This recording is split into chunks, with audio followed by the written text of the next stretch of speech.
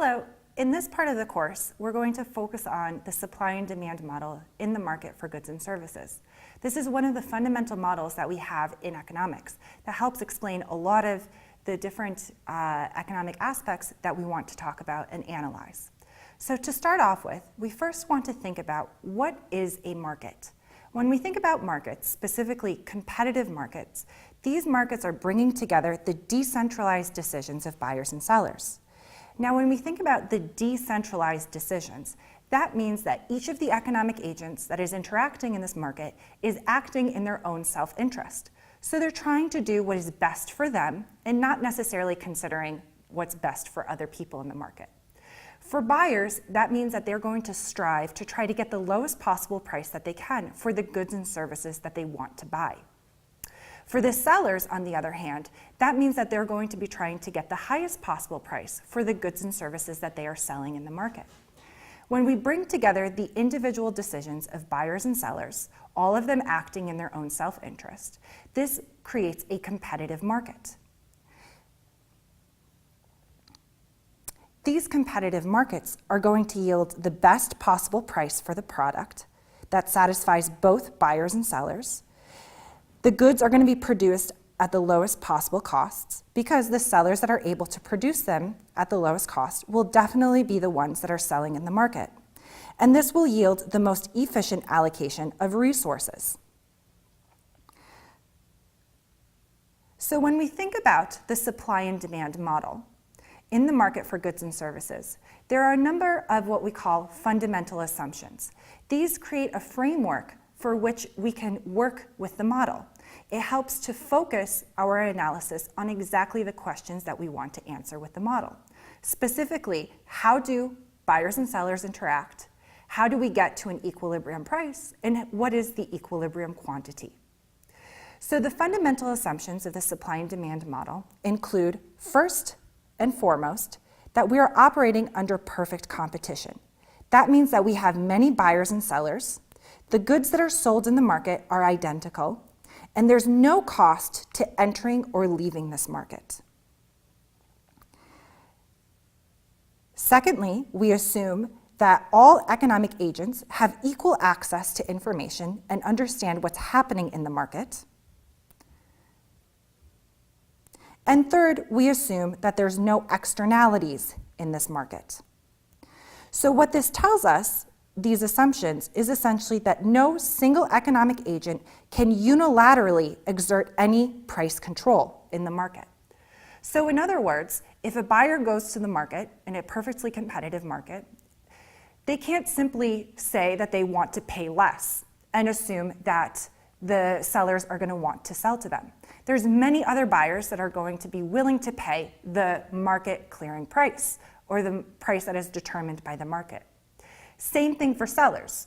There's no single seller that can go to the market and say, well, I want to charge a higher price. Nobody will buy from them. They'll simply go to the other sellers that are selling goods at the market price. So in that sense, neither buyers nor sellers can act alone to try to manipulate the price in the market. So now let's think about this first component in the supply and demand model, the demand side. In the demand side, we're thinking that demand comes from the buyer of a good or service. So we can think of ourselves as consumers and the way that we act when we want to buy a good or a service at a store. What we see is that each buyer is trying to get the lowest possible price for the good or service that they want to buy. When we walk into a given store and we want to buy sneakers or apples, in the back of our mind, either consciously or subconsciously, we have a maximum price that we're willing to pay. Beyond that maximum price, we're going to walk out of the store and not buy the good. But we would be really happy if we can get the good or service that we want to buy for a lower price, a price that's below the maximum that we're willing to pay. So each buyer is trying to get that lower price. What we observe is that the quantity demanded, or the amount that buyers are willing to buy, the quantity demanded is going to reflect the amount of the good or service that the buyer wants to buy at each given price. So if you walk into the grocery store and you're planning on buying apples, If apples are $2, you buy 3 apples. If apples are $1, you buy 4 apples. So you can see that at each price point, you might have a different demand, quantity demanded. How many apples do you want to buy as they become cheaper? How many apples do you want to buy as they become more expensive? This relationship between the price of the good and the quantity demanded is reflected in what we call the demand schedule. So this tells us that for a given good, when it costs $5, people want to buy 13 units of the good. If the price rises to $6, well, the amount that they want to buy decreases to 12 units. As the price rises further to $7, the quantity demanded is again lower and drops down to 10. So the demand schedule gives us the relationship between the price of the good and the quantity demanded by buyers. We can graph the demand schedule with the demand curve. As you can see on this graph right here, we have the price of the good from the table on the y-axis and the quantity demanded of the good on the x-axis. The demand curve links the points that we just saw on the demand schedule and gives us a visual representation of the relationship between price and quantity demanded. What we observe through the law of demand is that, in fact, as the price of the good falls, quantity demanded of the good is going to increase. On the other hand, as the good becomes more expensive, the quantity demanded of the good is going to fall.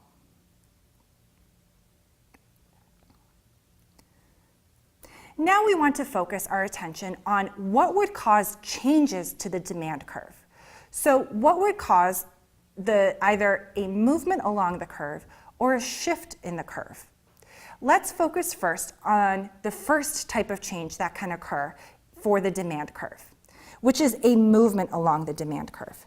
When we look at a movement along the demand curve, the price of the good has changed, but there's no change in the willingness of buyers to buy the good. So, for example, we have the existing demand curve, and the price of the good has fallen from $7 to $5. As the price of the good falls, quantity demanded increases from 10 units to 13 units. A movement along the demand curve symbolizes that there's a price change and a response by the quantity demanded, but no shift in the demand curve. So we simply move from point A to point B on the existing demand curve. Now, the other type of change that we can have on our demand curve is a shift in the curve. With a shift in the demand curve, some factor has changed that directly impacts the buyer's willingness to buy the good. With a shift in the demand curve, at each given price, there is now a new quantity demanded. So, for example, when the price is $7, originally quantity demanded was 10. With this change in the willingness to buy the good, the quantity demanded now increases to 15. If we think again for, let's say, $5, the original quantity demanded was 13. Now, with a change in the willingness to buy the good, demand will be, let's say, 17. So at each price point along the demand, we now have a new quantity demanded. So the entire demand curve has shifted out or to the right, or in or to the left, depending on the type of change that has happened in the willingness to buy. Now, when we are analyzing factors that would cause a shift in demand, there's 5 specific factors that we can think about. The first one that we think about is the change in income. If people have more money, then they might want to buy more of a good. If they have more money, they might want to buy less of other types of goods. Let's look at an example here specifically. If income rises, when we think about normal goods, the rise in income is going to correspond to an increase in the quantity demanded at each price. Or in other words, there's going to be an increase in demand. The demand curve will shift out or to the right. So let's look at an example right here of our friend Sally. Sally just received a raise at work. Normally, she buys the coffee that she needs in the morning from the gas station on her way to work. But now that she has a little bit more money in her pocket because of the raise that she received at work, she instead opts to go to Starbucks to buy lattes, which are definitely a little bit more expensive. So what we observe is that because Sally has received a raise at work, her income has increased, and she feels that she can now consume more Starbucks lattes. Previously, before her raise, she consumed 0 lattes at $4.50, the cost of the lattes. But now, with the raise, she is able to consume 1 latte. So now each day when she drives to work, she buys a latte from Starbucks because she has more income. This would be considered a normal good. The other type of good is an inferior good. And with an inferior good, what we observe is that a raise in the income is going to correspond to a decrease in demand for the good. So in this example, after Sally receives her raise, she has a little bit more money. She no longer is buying coffee at the gas station on her way to work. Because her income has risen and her demand for coffee from the gas station has fallen, the gas station coffee would be considered an inferior good. Some other examples of inferior goods could be cheap beer. Many college students buy really cheap beer, but as soon as they graduate and they go off to have stable jobs and make a little bit more money, they might opt for something a little bit more than the absolute cheapest beer available. Same thing with ramen noodles or Kraft mac and cheese or generic products. Sometimes when people's income rises, they opt to demand less of these goods and buy less of the inferior good. The other type of change that would affect a buyer's willingness to buy would be a change in the price of a related good. Here we have to specify what type of related goods. We have complements and we have substitutes. Let's think about complements first. A complement is a good that is consumed together with another good. So in this example, what we can observe is hot dogs and hot dog buns. Many people, when they buy hot dogs, they also buy hot dog buns to go along with those hot dogs. There's not too many people out there that would opt to simply buy the hot dog buns without the hot dogs. So that's a great example of a complementary good. When you buy hot dogs, you're also going to buy the hot dog bun, most likely. So what happens if hot dogs become more expensive?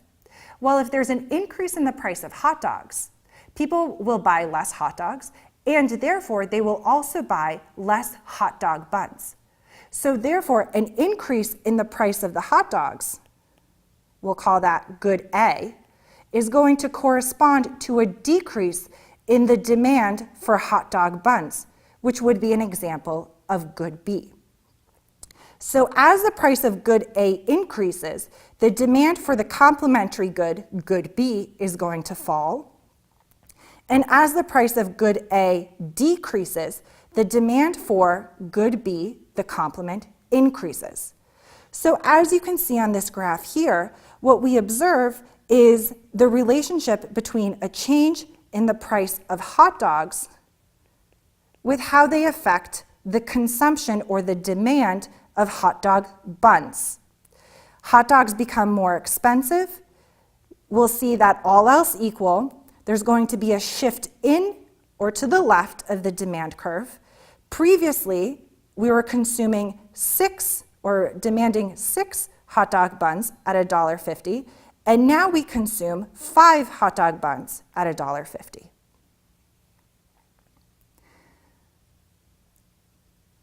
The next related good that we have is considered a substitute. And with substitutes, these are two goods that are related, where if one good becomes more expensive, you're going to swap your consumption and now buy the cheaper good. An example of this would be apples and oranges. If apples become more expensive, Instead of buying the more expensive apples, you're going to opt to buy the oranges whose price has not changed. So these are goods, substitutes are goods that can be consumed in the place of another good. So if we go back to our hot dog example, if the price of hot dogs increases, instead of buying the hot dogs, people are going to demand more hamburgers. So for substitutes, if the price of good A increases, the demand for good B increases.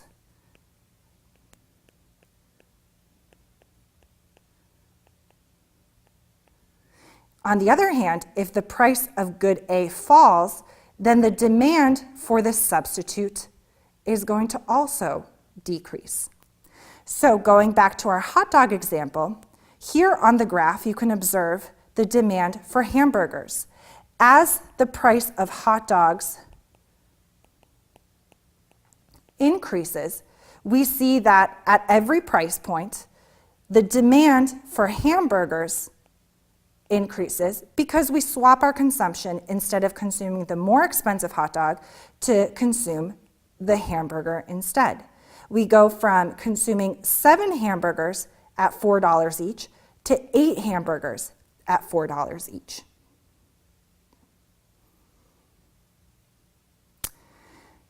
The subsequent 3 factors that also cause a shift in demand include a change in tastes and preferences. So this can be related to, for example, changes in weather, your demand for flip-flops in the summer compared to your demand for flip-flops in the winter. Obviously, your demand or your tastes and preferences for flip-flops is going to increase as the weather gets warmer. It can also reflect geographical changes. So if you move, for example, from the northeast to the southwest, that would reflect a change in your demand for sunscreen or for warm weather clothes. Another cause of a shift in the demand curve would be a change in the number of buyers. So for example, as laptops become more popular and easy to use, more people are going to buy them. Therefore, the demand for laptops is going to increase. And lastly, a change in future expectations. And this includes the future expectations of the price of the good and future expectations on your income. So for example, let's say that there is a national holiday coming around, such as Columbus Day, President's Day, July 4th, Labor Day, etc. Many large retailers, such as Macy's or Best Buy, offer big sales during those national holidays to attract consumers. So if you're in the market to buy a TV or a couch or bedding, and you know that in a couple of weeks there's going to be a big sale coming up, instead of buying that good today, you're going to hold off and wait until the price of that good has changed because the sale has been put into place. Same thing for expectations of future income. If you're a college student and you have secured a job that you're going to start within the next 6 months, you're going to be more comfortable buying an expensive suit today, knowing that you have that job coming up and a steady income in the next few months. So all of these factors, a change in income, a change in the price of a related good, a change in tastes and preferences, a change in the number of buyers, and a change in future expectations of the price of the good and of your future income will have a direct influence on the buyer's willingness to buy, and therefore would cause a shift in the demand curve or a change in the quantity demanded at each given price point.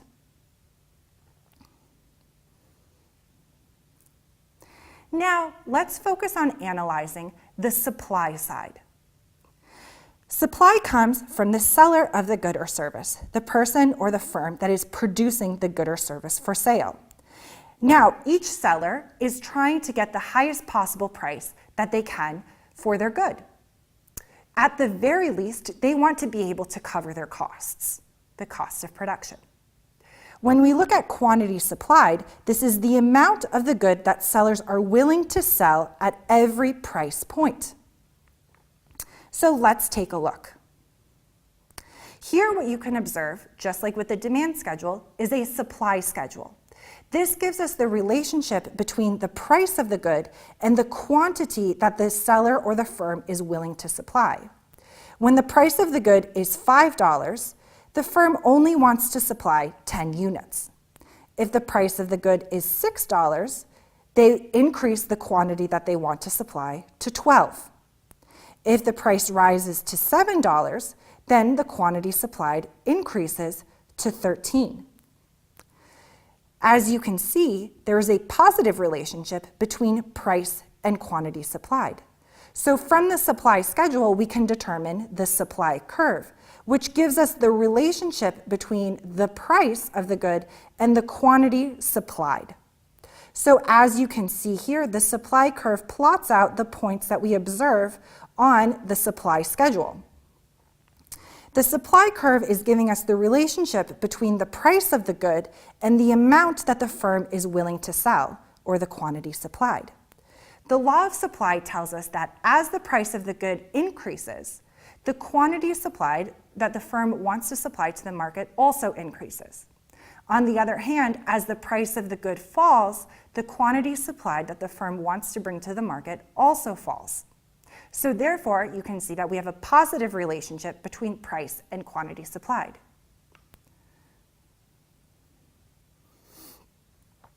Just like with changes in the demand curve, we also have two distinct changes that can occur in the supply curve. The first is a movement along the supply curve.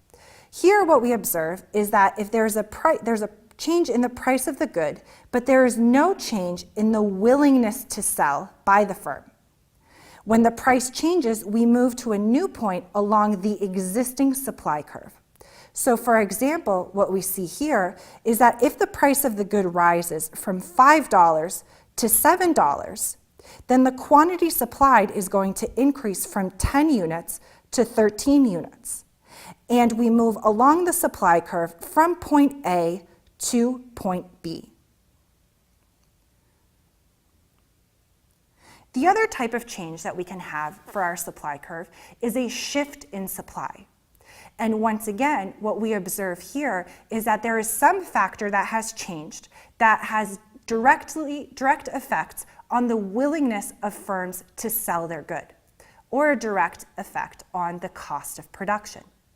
Let's take a look. When we look at the supply curve, or a shift in the supply curve, that means that at every price point, there is now a new quantity supplied. So at $7, we previously had a quantity supplied of 10, but now at $7, the quantity supplied increases to 15. And that's true at every price. Let's say at $5, here was our previous original quantity supplied, let's say 9. And now with the shift in the supply curve, at $5, the quantity supplied is, let's say, 11. So just like with demand, there's a series of factors that we can attribute to changing the willingness to sell or impacting the shift in the supply curve. The first of these is a change in the price of inputs. A change in the price of inputs has a direct impact on the cost of production for the firm. So if the cost of production changes for the firms, the amount that they are willing to sell at each price is going to change as well. Let's take a look. Let's assume that the price of wood is now increased, so that it is more expensive to produce wooden tables. What we observe is that the supply at each price point would decrease. The quantity supplied at each price point would decrease. So our supply curve shifts in or to the left. Previously, when the price of tables was going for $100, the firm was able to supply 150 units into the market. But now, since the price of wood is more expensive, they're able to only supply 100 units into the market. So a change in the price of inputs has a direct effect on the cost of production, and therefore alters the quantity supplied of the firm at each price point and causes a shift in the supply curve. The second type of change would be a change in production technology. And usually when we think of changes in production technology, these tend to be advancements in technology. So for example, if we think about the replacement of workers with robots in car production, that would tell us that those robots are more efficient and probably can produce cars faster and with less errors than the laborers or the workers. So all else equal, this would tell us that production has become more efficient. So with the same amount of resources, the firm is able to produce more. So in a way, this translates to a decrease in the cost of production. So advancements in production technology correspond to increases in the supply curve. A third change would be a change in the number of sellers. More sellers means that there's more production at each price. So once again, that tells us that supply increases. The quantity supplied at every price point is now larger. Fourth, a change in future expectations. And this is, again, future expectations of the price of the good, as well as future expectations of the price of inputs. So if the firm expects that their good that they are selling, they're going to be able to sell for a higher price in, let's say, 6 months, they're going to hold off on production today and wait until they can sell the good for the higher price. On the other hand, the future price of inputs tells us, well, if they expect the inputs to become more expensive in a few months, then instead of waiting for the cost of production to rise, they'll produce more today to sell today.